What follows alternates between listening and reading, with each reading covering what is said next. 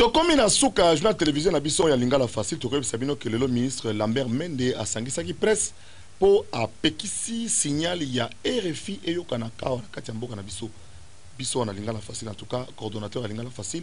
à soutenir décision wana makasi ya gouvernement mboka na biso pour mboka na biso il faut etika la souverain radio moko ya pampamba et ya ko déranger population te surtout mapinga na biso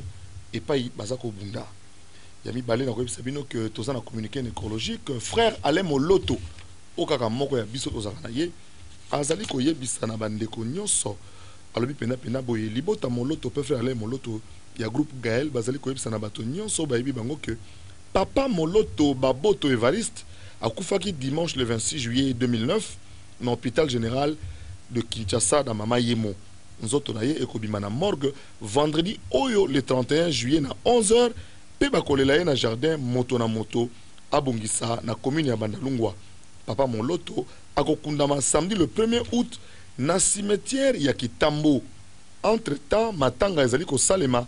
na balabala Loadi na commune ya Kitambo so kiti na maison Arembungu bongo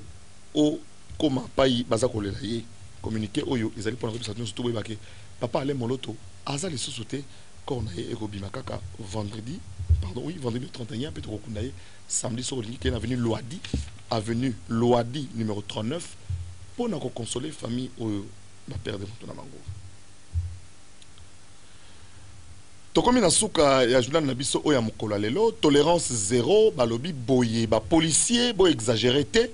balobi en ce qui concerne ba mituka oyo ezana ba vitre fumée et teintée bolongola kaka ba biloko ba sachet wana oyo ya fumée balobi te bo kanga mituka to bo futisa amende to yokana très bien policier oyo ozana terrain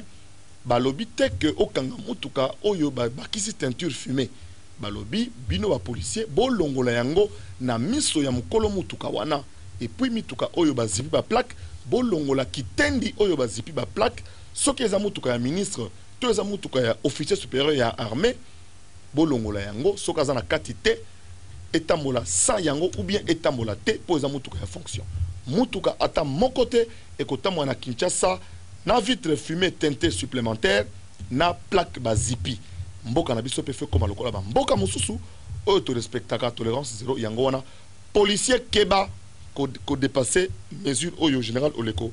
na police nationale ba pesité to ko suki sana lisese oyo boye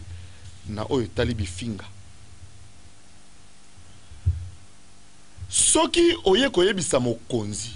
ke ba fingi ye yo fingi ye deux fois ya solo boni melangai ko kamwa mateza wo lobby